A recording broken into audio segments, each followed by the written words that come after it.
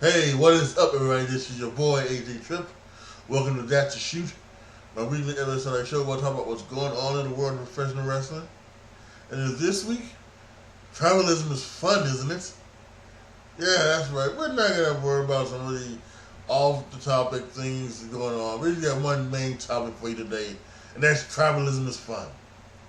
Now, the reason why I came up with this topic is because this past Tuesday, NXT went head to head with AEW as I guess like the baseball game, maybe even the hockey season starting, whichever one it was.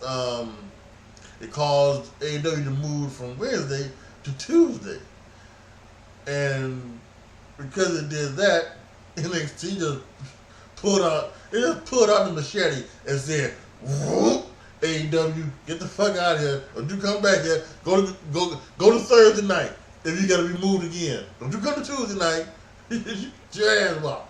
Ain't nobody watching you already, and you'll get whopped again." And that's what it was. It was a total beatdown of epic proportions. I'm gonna read an article from Forbes a little later, talking about it, but it was just a massive. And then he started off with Cody Rhodes and his big announcement. Talk about the men's breakout tournament, the Dusty Classic, and he was GM for the night. Ilya Dragunov on his birthday came out and talked about, and he talked about how Cody had inspired him to do what he did. Then Dom came out with Mommy and then made a match for the NXT World Heavyweight title with Mysterio, and it was going to get Dragunov, which then later on, then he made a special guest referee, which was L.A. Knight, yeah. And that was great. And then we started off with Asuka versus Roxanne Perez, and Shotzi came out till she announced that she's once again going to be hosting the 2-week Halloween Havoc special, with this time with a buddy Scarlett from the main roster, which good to see Scarlett doing some stuff. And they can get on TV right now. They need to be doing other things. And Karrion Kross is working the Twitter side of that, and I think Scarlett can work the TV side of that. Brilliant. Love that. Her going down at NXT. Asuka and Roxanne Perez had a very interesting match. Asuka won, gave her some respect after the end of the match. Kiana James came out there trying to take on Roxanne Perez because they're the ones really having beef. Shotzi shut her down, so that was all good. I think. No, then it was like that pub match where it was Butch and Ridge, the Brawling Brutes with Tyler Bate against Gallus, the Coffee Boys, and the other one. And boy, these, sometimes these things are just like mindless entertainment. That's the way you have to check it on them like this. Cause I just listened to the Cornette Experience or Drive Thru, one of the others. And I think it was Experience. He saw Fastlane, and he did not like the last man standing match between Nakamura and Seth Rollins. Said there was no psychology or anything like that. I think there was psychology. We've been building up the fact that there was a back issue with Seth Rollins. Although I will say, Nakamura did not focus much on the back, as often as it should. It should have been, steel steps and steel chairs and other things, and back submissions and all these other things should have been part of, should have definitely been a part of this, but it wasn't. It was more of like the old fight and everything like that. So, but listen, you're not gonna get.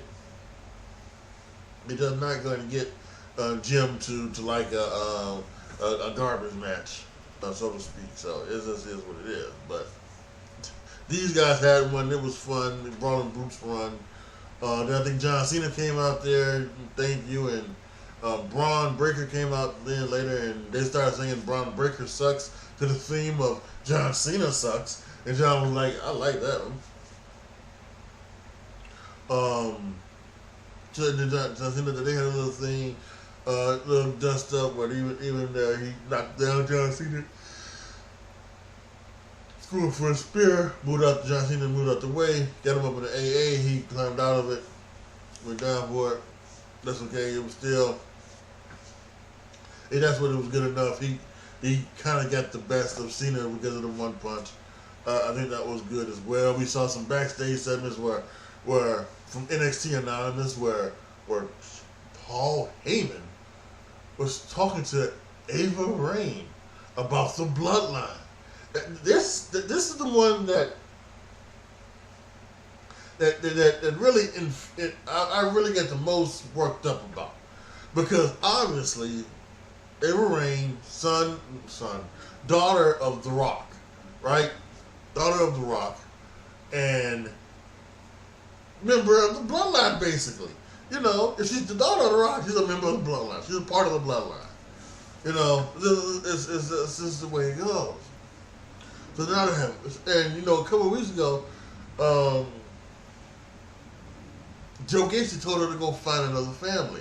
Because obviously with the Grizzled Young Veterans leaving the company,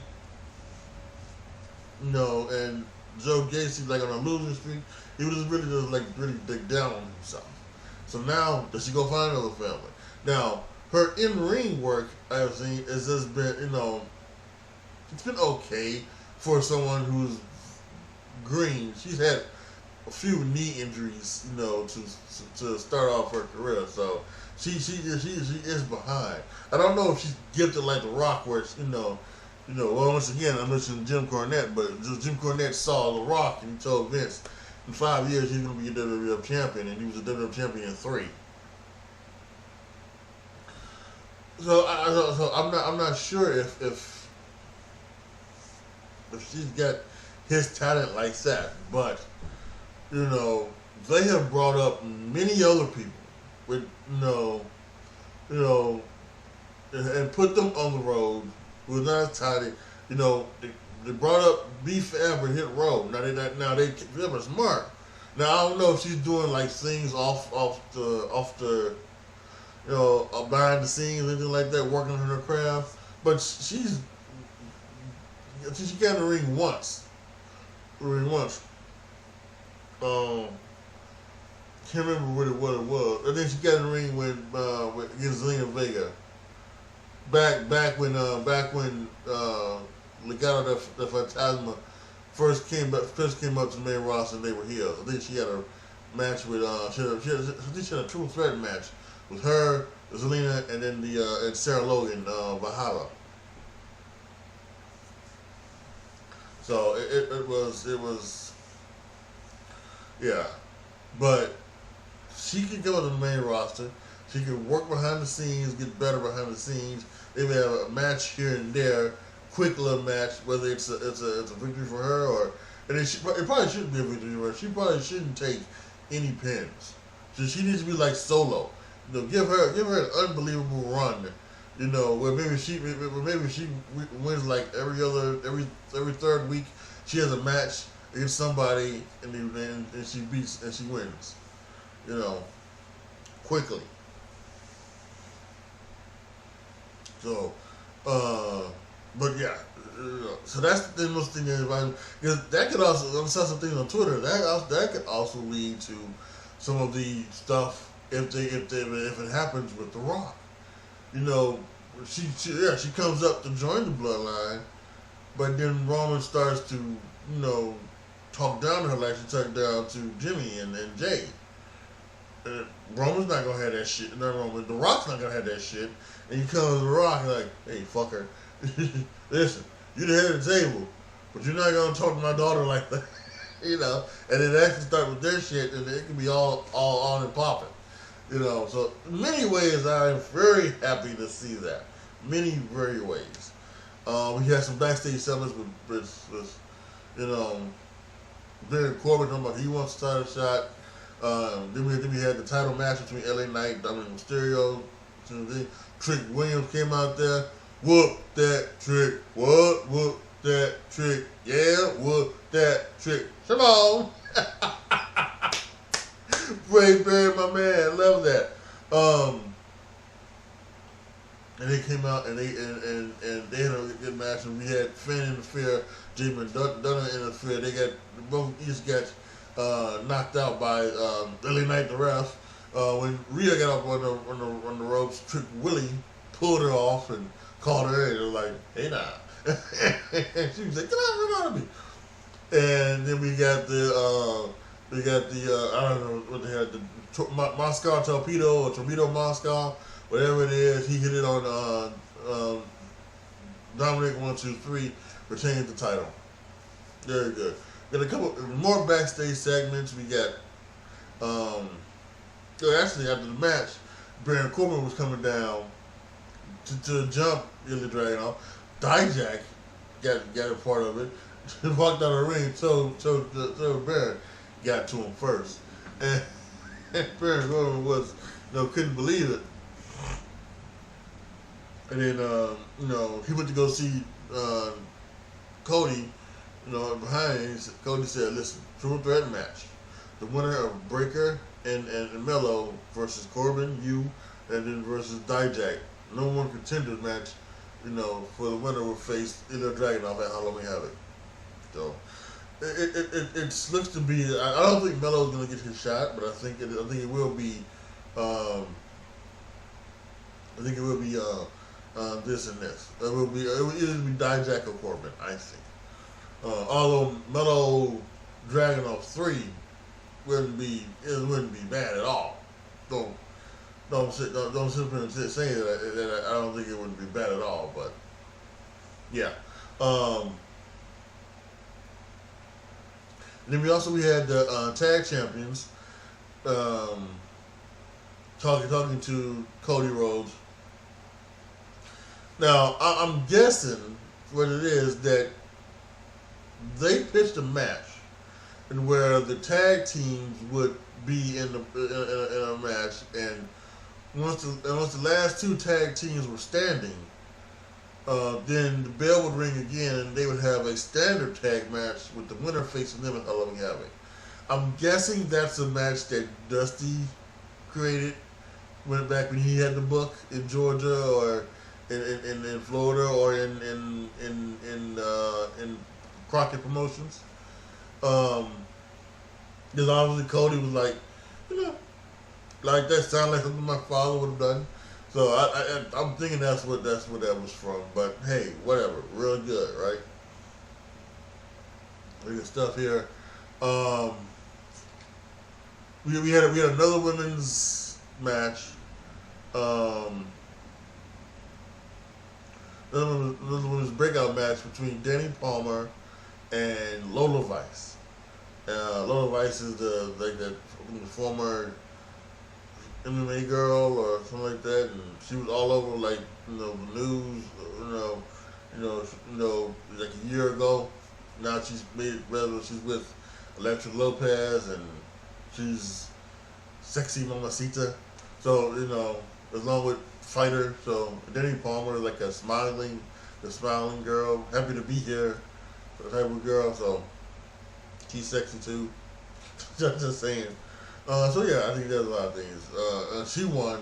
She moves on to the NXT Women's Breakout Tournament.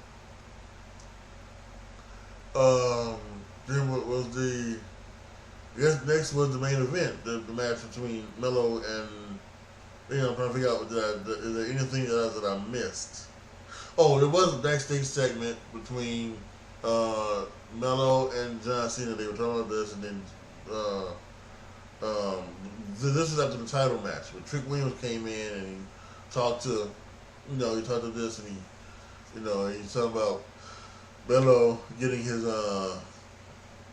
getting his NXT title back, Trick getting his NXT North American title back, and Trick had to face on the thing like, well, I don't necessarily want an NXT title, NXT North American title. Then they look at his face as if, well, I may want the NXT title, and he asked John, when was your time is now? And John was like, Come on, let me talk to you, player. so I think there was that. So yeah, so then we go into the match, and you know, there was a segment backstage. There wasn't no segment backstage, but Heyman was talking to Breaker. He was pumping up Breaker, and he got Breaker pumped up. And Heyman said, "Call Roman Reigns." So who knows what he called Roman Reigns there for? He's not a part of the bloodline. You know, you're gonna be an honorary Uce. You're honorary Uce, Braun Breaker. Put him with Solo Sikoa. You know, the enforcers of the thing. I don't know. But Melo and Braun had a match, very good match. Solo came out there. John Cena chased him off. Paul Heyman also got chased off, and then he got chased off by John Cena. Carmelo Hayes, which by the way, I keep continuing saying, Melo needs to find another. He needs to find another finishing move. Because listen, Hulk Hogan has hip problems, and he did a leg drop from standing on the ground. This dude is jumping off the top rope doing a leg drop under the back of the neck of people. You gotta come up with another finishing move. Anyway, he didn't miss. 1, 2, 3. He won. Braun Breaker, after the match, attacked him, said he's the baddest ass in the world. And we got the Undertaker coming out. The Undertaker showed him a thing or two about respect, gave him a choke slam. So he was off, gave him a little shine to Melo, went on up there. That right there. You know, what I just recapped to you had it was ridiculous. You know, they're probably never gonna do a show like this in NXT again unless it's like the first show on the new network that NXT is on. The first show, and they may do the first show like this, but it's never gonna be like this again. It was like this because of AEW, you know, going to Tuesday. Now I don't know what happened on Tuesday on AEW. I don't care. I think Danielson versus Swerve and some other things. I saw the Wrestle Talk thing, and there's new champions were made. They put the title back on Orange Cassidy, which already shows what kind of fucking company they are. And I think Akira Shida, for the third time, won the AEW Women's title. So she's got more. She's already the 3-time AEW Women's Champion, Akira Shida. Just saying. Just saying. Maybe there's some really good, some interesting stuff going on in there. I don't know, and I don't care. I'm a WWE guy. I have been. Now, for a long time, viewers of this channel, you know that I gave AEW a chance. I gave AEW a chance. I watched the first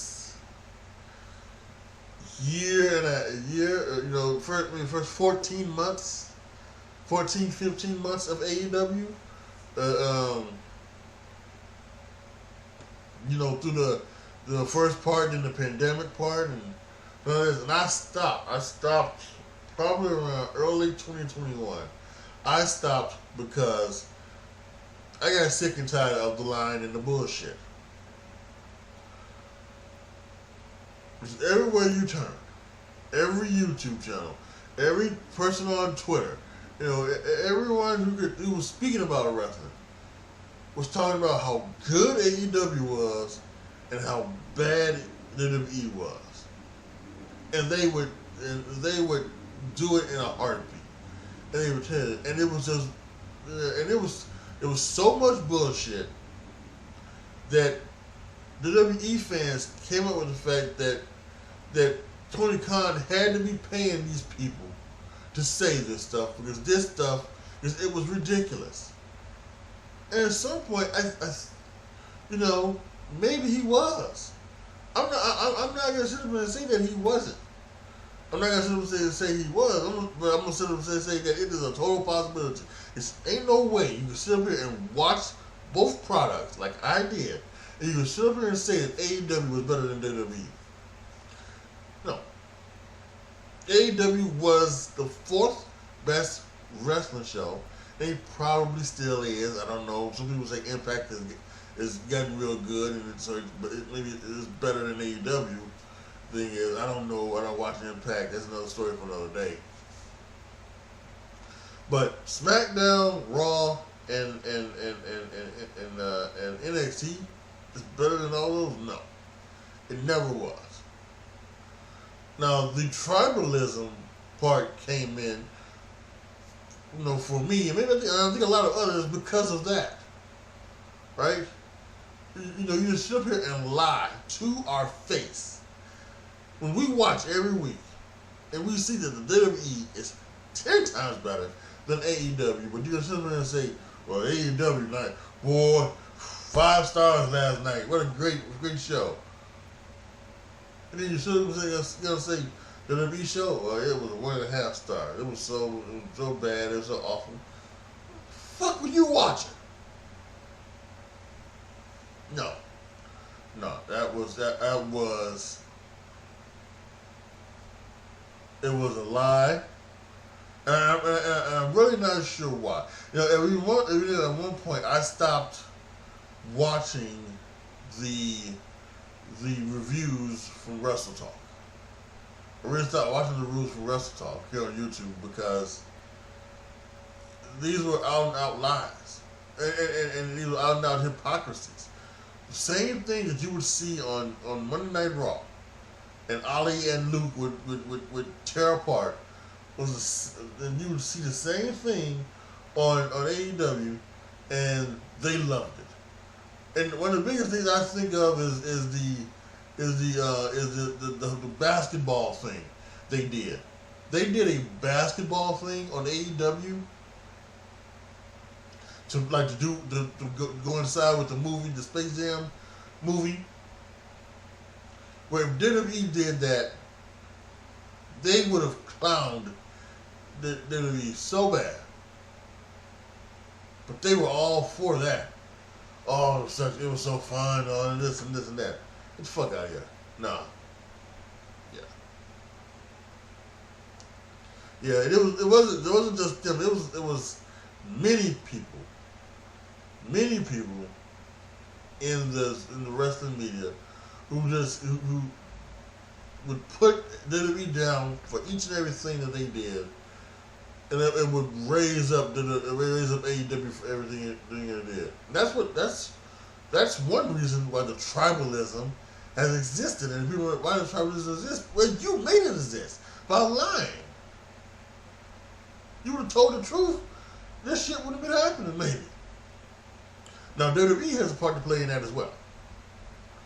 They part in tribalism because when they first brought NXT to TV, they put it on Wednesday nights to go up against AEW Dynamite.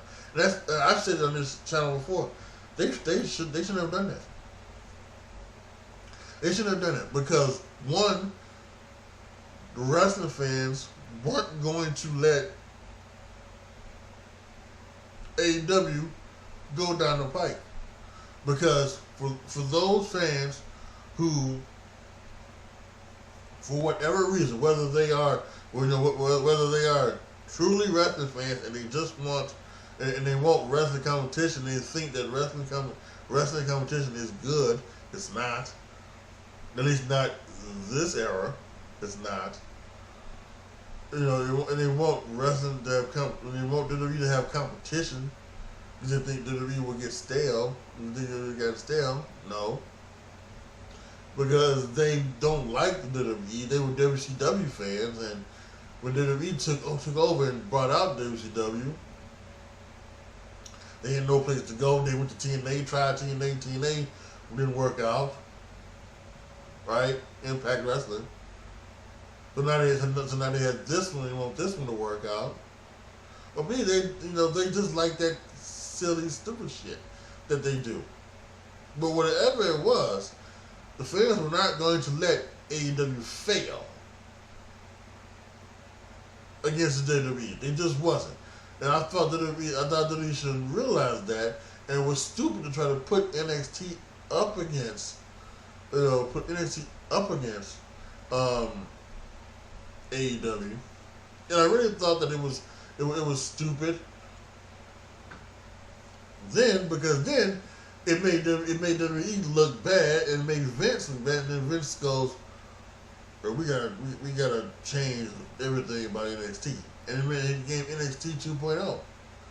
Right? It became NXT 2.0, which for many people did not like it. I was fond of it. I like it, okay, and I'm still a fan of the way they decided to go and get new talented wrestlers. Right? It's just not people who have a name. In the indies, they're gonna get athletes and try to make them into wrestlers, wrestling personalities, whatever, So I think that's a great.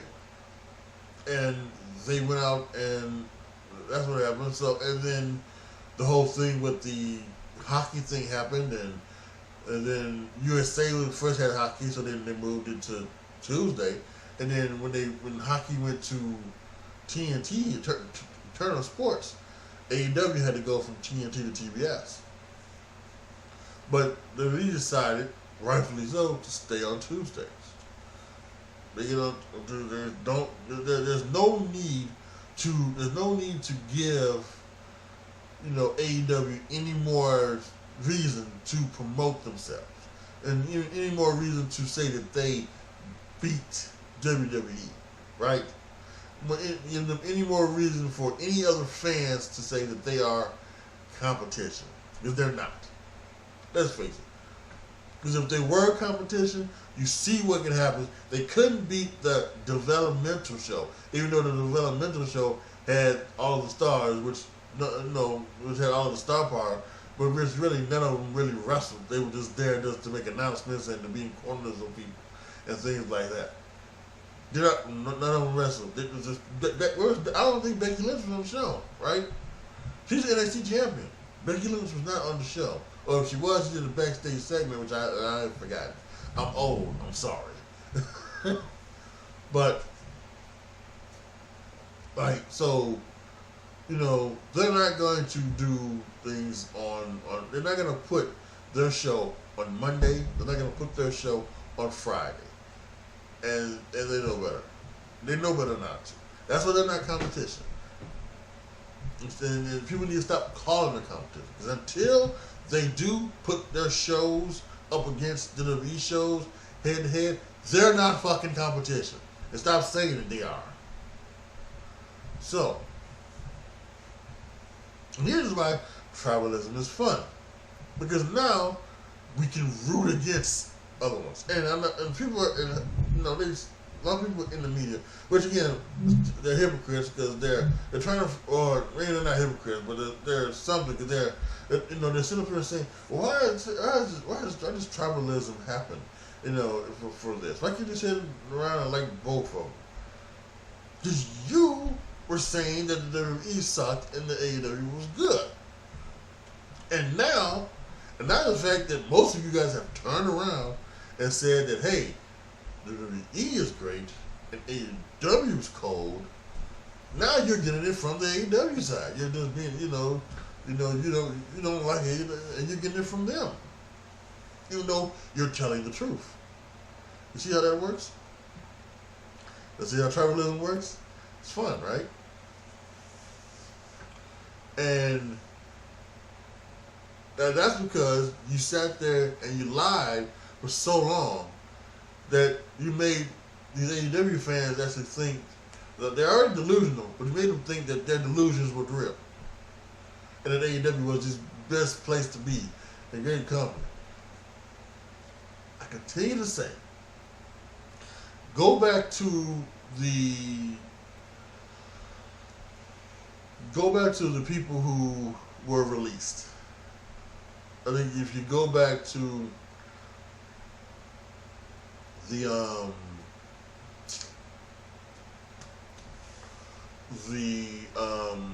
pandemic, right? Go back to the pandemic and the people who were released.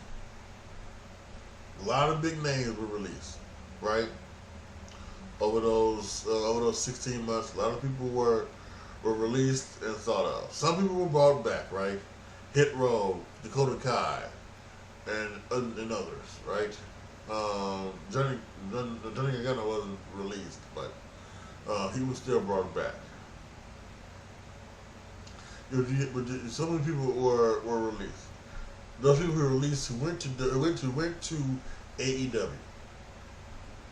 I still say this: were they in a better spot in WWE when they got released than they are now at any time in AEW? The answer is no. Not one person who was released in the pandemic is in a better spot in AEW than they was on WWE. That's just the truth. And then you can sit there and say, "Wow, he should have just waited for Vince to retire and then come back home to WWE when Triple H got a hold of him, right? I mean, that's what should have happened. They're doing nothing and they're being bad.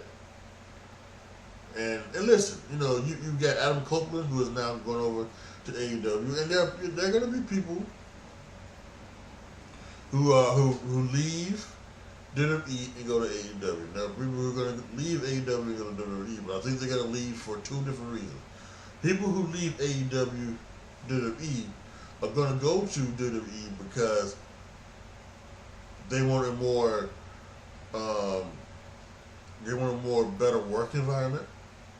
They want the opportunity to become a bigger star than they are over in AEW. They want more money. A combination of the three. When you leave WWE to go to AEW, it's because you're hanging on. You're not going to get a better work environment. You're probably not going to get more money. You're probably not going to be in a better spot, a better position, anything like that. You go there, like Adam said, just to work with some of the guys he's never had the opportunity to work with. WWE had nothing for him, so he wanted to still do this. And that's what he's going to do. He's going to do this. I think many others. If Lacey Evans somehow shows up on this, it's because she's going to feel like that she had more of an opportunity to do this, which I don't even think she is. I think she may just stay at home, stay as a mom. I think that's what she likes to do, But it's ridiculous. It's ridiculous to even think that there is someplace even better. There's someplace better than WWE to be. There isn't. There just isn't. And it's continued to prove time and time again that it isn't. And now we've got it written in ink. So let's go ahead. Finally, let's look at last night's, not last night, but Tuesday night's thing. This is from Alfred Kanoa from Forbes. WWE NXT destroys AEW in Dynamite. AEW Dynamite in Tuesday Night War ratings. WWE NXT beat AEW Dynamite handily in the latest Tuesday Night War, getting revenge for last year's defeat on star-studded NXT. AEW Dynamite generated 609 total viewers, down 24% from last week, with an 0.26 rating in the 18.9 demo. Which, by the way, that's another thing that I brought up. One of the things that comes from this tribalism bullshit is the thing about the key demo. Well, listen, AEW not gonna beat SmackDown, but it beat them in the key demo. No, get the fuck out of here. The key demo is about marketing and things like that. And why it's good to have that demo. The number you want is this one. NXT drew 921 viewers, up 7.5% from last week, with an 0.3 rating in the 1849 demo. The 1849 demo, I say it's the AEW cultists lining up and saying, hey, well, we beat WWE in the key demo. And it's kind of like WWE fans saying, well, all our stuff is on YouTube, and we get more YouTube views than AEW. Neither one matters. What matters is that number. NXT 921,000 viewers, AEW 609,000 viewers. Tuesday night was the type of special evening that brought out the best in both WWE and NXT. People that water him. With WWE rolling out the red carpet with A-list talent for its third brand. This wouldn't be a national wrestling war. It isn't. Without head-to-head competition, if not for one night. As a result, both NXT and AEW put the best foot forward. In addition to the advertised big names, main roster stars like LA Knight, Shotzi, and even Jade Cargill made a surprise appearance. Yes, she did. She did the same thing that she did on Fastlane. Fastlane, she came to the building, met with Triple H, went back to watch the rest of the show. Same thing, she came to the show, NXT. Shawn Michaels met her out there, and then she went on to watch the rest of the show, I guess, in the backstage. AEW railed on professional wrestling against NXT star-studded variety show. Predictably, they went down in flames. Yes. The petty back and forth between WWE and AEW began long before either show went on the air. Beginning last week, WWE wasted no time hyping main roster stars as John Cena, Paul Heyman, Cody Rhodes, Asuka, and NXT champion Becky Lynch were all advertised for the show, which would air commercial-free for the first 30 minutes. WWE then opted to swing its sledgehammer at AEW and the AEW farm by teasing The Undertaker. Not one to take this war line down, AEW loaded its show with Title Tuesday, where multiple championships were on the line. Title Tuesday also features Edge's debut and answered NXT's 30-minute commercial-free programming with at least 30 minutes of commercial-free programming of its own. Furthermore, both companies announced an overrun. To get a jump on WWE, Tony Khan announced Ring of Honor World Champion and Energy Strong Champion Eddie Kingston against Minoru Suzuki 30 minutes before Dynamite went on the air. And they still got their ass whooped. So fans and media insist that the Tuesday war doesn't matter. It's only for one night, and in the grand scheme of things, Tuesday readings will have no bearing on WWE's or AEW's business. What a silly thing to say. Of course it matters. Just because we live in a 24-hour news cycle where stories get washed away faster than a TNT title reign doesn't mean there's no point in covering them. There's a reason the Tuesday Night War hype was dominated social media and wrestling gossip websites. There's a reason AEW President Tony Khan doing his best Elon Musk impression by trolling the opposition on Twitter. The wrestling media covers the product on a day-to-day basis, and the biggest news of the day or week dictate that's coverage. NXT versus AEW, the Tuesday Night War, is the biggest wrestling story of the week, bar none. The fact that the Tuesday Night War discourse is so ubiquitous tells you how much it matters. So what if nobody will be talking about this 3 weeks from now? By that metric, most wrestling stories don't matter and don't warrant coverage. WWE releases were a big story when they happened weeks ago, yet I haven't seen any Mustafa Ali articles in the week since. Is that to say WWE releases didn't matter? What's the point of a daily wrestling coverage if most stories don't matter in the grand scheme of things? Hilarious. This week, major news story ended in a win for WWE and adversely impacted AEW viewership for a third time in the last 4 weeks. NXT No Mercy and WWE Fastlane each went head-to-head against AEW Collision, leading to historically low viewership for Collision. The September 30 broadcast was the least watched Collision ever. CM Punk's got a lot to do with that too, I believe. So yeah. There's some things that I would disagree with him on the article. Again, saying that this is a war, this is not a war. They're close. You don't have a war with with the hammer and the nail. WWE is the hammer, AEW is the nail. There's no war, there's no rivalry. Again, like I said, they don't go head to head. This was a one-time thing. Now, does it matter? Yes, of course it matters. It matters. Because again, like I said, you don't want AEW or its fans to think that it is somehow, better than WWE. It's not. You're the second company out there, so you are what you are. And I think that's just the way it is. So after all this that we talked about now, isn't this fun? Isn't this fun to put down the opponent?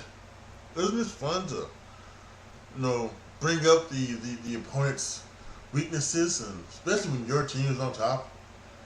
When like I just mentioned, when you're the hammer and they're the nail. Let me show you something. This is a Chicago Cubs hat. I am from Chicago. I do my stuff from Chicago now. Even though I had a brief stint in North Carolina, I'm back in Chicago. And I am a Cubs fan. We have another team in Chicago, another baseball team in Chicago, and they're called the Chicago White Sox. And you're either a Cubs fan or a White Sox fan. Rarely are there people out there who root for both. Very few, minuscule few. You're either one or the other.